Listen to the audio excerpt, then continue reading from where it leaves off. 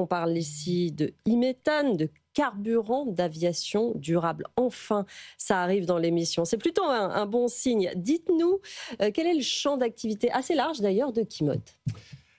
Aujourd'hui, le transport maritime et le transport aérien représentent à eux deux environ 10% des émissions de gaz à effet de serre dans le monde. C'est important et ce chiffre, si on ne fait rien, est amené à croître puisque c'est des modes de transport qui sont amenés à croître. Aujourd'hui, dans ces deux domaines-là, il y a un consensus très fort de tous les acteurs, que ce soit les motoristes, les fabricants d'avions, de bateaux, les exploitants de ces avions et de ces bateaux, pour dire qu'un des leviers majeurs de décarbonation de ces secteurs-là, de ces domaines de transport, c'est ce qu'on appelle les carburants d'aviation durable ou les carburants de synthèse. Ces carburants, ils sont en tout point équivalents aux carburants fossiles, mais ils ont une empreinte carbone qui est bien moindre puisqu'ils sont fabriqués soit à partir d'hydrogène décarboné et de CO2 qu'on recycle, soit à partir de biomasse. Donc on parle d'une empreinte carbone qui est au moins 70 jusqu'à 90% plus faible que leur équivalent fossile. Et chez Kymode, c'est exactement le sujet qu'on adresse, puisque nous développons des solutions, des systèmes qui permettent de produire, de fabriquer ces gaz et ces carburants de synthèse. Et concrètement, on fait 3 gaz et carburants de synthèse. On fait ce qu'on appelle du e-méthane ou du méthane de synthèse. Donc c'est un gaz qui est en tout point équivalent au gaz de ville que vous pouvez avoir chez vous.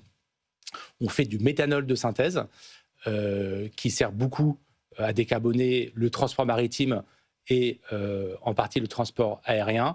Et enfin, on fait ce qu'on appelle des carburants d'aviation durable, donc du kérosène de synthèse, ou du SAF en anglais, qui lui permet de décarboner l'aviation.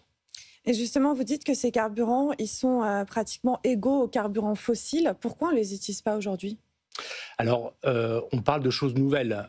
Ces carburants-là, ils n'existaient pas, ou très peu, il y a encore 5-6 ans. Donc on est sur quelque chose qui est très récent, qui est lié à une volonté de décarboner ces modes de transport et qui est lié aussi à une régulation qui a été mise en place il n'y a finalement pas très longtemps et qui, je dirais, lance cette filière. Donc on est sur une filière qui est naissante, qui est vraiment en croissance et on vise ce qu'on appelle des taux d'incorporation. Donc quel pourcentage de carburant de synthèse on aura dans les avions ou dans les bateaux à partir de 2030. Alors 2030, c'est dans 5 ans, mais finalement, dans notre domaine d'infrastructure, c'est demain.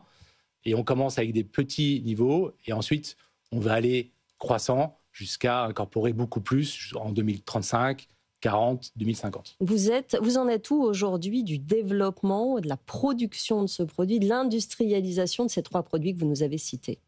Alors, on a démarré, vous le mentionniez, en 2019, on a démarré en faisant du méthane de synthèse, et puis on a progressivement élargi notre champ d'application. Ce qu'on fait, c'est que nous concevons des systèmes qui incorporent un équipement qui est un peu particulier, qui s'appelle un réacteur échangeur de chaleur, qui est un équipement vraiment unique au monde et que nous sommes les seuls chez Kymode à pouvoir fabriquer. En disant un mot de ça, oui. C'est un équipement qui permet très simplement de fabriquer ces molécules dont on parle, ces carburants, avec un très fort rendement énergétique. Et c'est une solution qui est complètement modulaire, c'est-à-dire qu'on peut faire du sur-mesure, je dirais, pour des projets. On peut à la fois faire des petits projets, des moyens projets, des gros projets, et donc avoir, je dirais, quelque chose qui soit adaptable ou adapté au territoire dans lequel on s'implante.